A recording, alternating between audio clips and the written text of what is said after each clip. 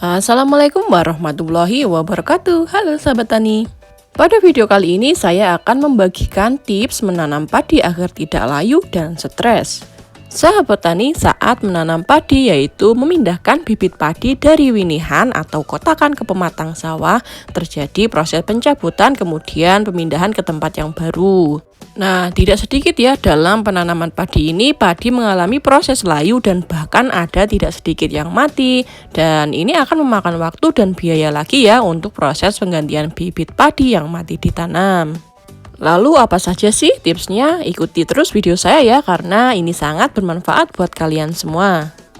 Poin yang pertama adalah cara tanam. Nah, sahabat tani, pastikan benih tertanam dengan baik, tidak terlalu dalam ataupun dangkal ya.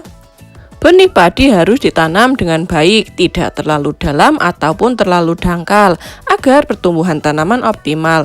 Penanaman yang tepat membantu benih mendapatkan akses yang cukup ke air, oksigen, dan nutrisi dari tanah, yang penting untuk berkecambahan dan pertumbuhan awal tanaman. Kemudian untuk benih pindah tanam, jangan sampai menginap lebih dari 1 malam ya, lebih bagus cabut lalu ditanam. Saat akan melakukan pindah tanam padi, bibit sebaiknya tidak disimpan lebih dari 1 malam, karena akan mengalami stres dan menurunkan kualitas pertumbuhan. Lebih baik langsung mencabut dan menanam bibit setelah dipersiapkan, agar tanaman cepat beradaptasi dengan lingkungan baru dan pertumbuhan akar akan lebih baik. Poin yang kedua adalah pemupukan. Berikan pupuk urea dan fosfat. Pemberian pupuk urea dan fosfat pada awal tanam padi bertujuan untuk memenuhi kebutuhan nutrisi awal tanaman, terutama nitrogen dari urea dan fosfor dari fosfat, yang sangat penting untuk pertumbuhan akar, batang, dan daun yang sehat di awal perkembangan. Kemudian untuk waktu pengaplikasian pupuk minimal 5 hari dan maksimal 7 hari. Pemupukan awal tanaman padi sebaiknya diaplikasikan antara 5-7 hari setelah tanam, karena pada saat tersebut tanaman padi sudah mulai memiliki akar yang cukup kuat dan siap menyerap nutrisi dari pupuk. Sebagai opsi alternatif, sahabat tani bisa memberikan asam amino ya. Nah, pemberian asam amino pada awal tanam padi sebagai alternatif dapat membantu meningkatkan pertumbuhan awal dan memperkuat tanaman. Asam amino berperan sebagai bahan baku protein, meningkatkan fotosintesis dan memperkuat sistem perakaran yang sangat penting bagi pertumbuhan padi yang sehat.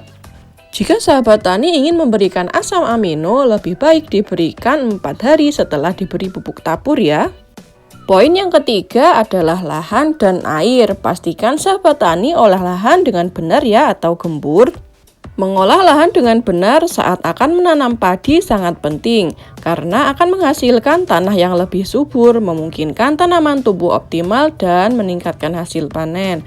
Pengolahan lahan yang tepat juga membantu mengurangi masalah seperti hama dan penyakit.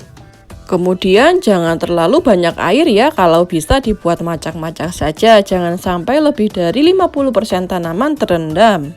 Saat akan menanam padi, kondisi lahan tidak boleh terlalu banyak air karena akan menyebabkan akar tanaman busuk dan bahkan dapat menyebabkan kematian tanaman.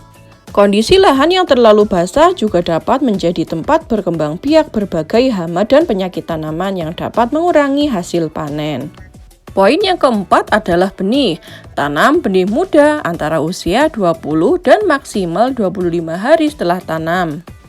Menanam bibit padi pada umur 20-25 hari setelah tanam memberikan manfaat yang lebih baik dibandingkan dengan menanam bibit yang lebih muda atau lebih tua.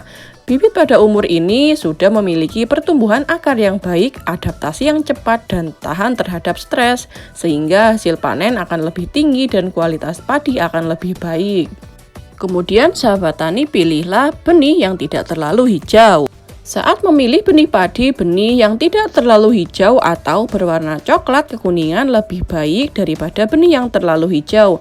Hal ini karena benih yang terlalu hijau mungkin belum mencapai kematangan fisiologis yang optimal, sehingga daya kecambah atau kemampuan untuk tumbuh kuat bisa lebih rendah. Benih yang sudah matang biasanya memiliki warna yang lebih gelap dan tekstur yang lebih keras, menunjukkan bahwa kandungan nutrisi dan air di dalam benih sudah cukup untuk proses berkecambahan. Kemudian akar benih panjang dan tidak putus atau utuh ya. Akar benih padi yang panjang dan utuh sangat penting ya, karena membantu tanaman muda untuk menyerap air dan nutrisi yang cukup dari tanah dengan lebih efektif. Kemudian menancap dengan kuat di media tanam dan memfasilitasi pertumbuhan yang kuat dan sehat. Akar yang utuh juga meningkatkan peluang tanaman untuk bertahan di tengah kondisi lingkungan yang mungkin tidak ideal, seperti kekurangan nutrisi atau serangan hama. Oke, cukup sekian ya video pendek dari saya. Semoga bermanfaat. Wassalamualaikum warahmatullahi wabarakatuh.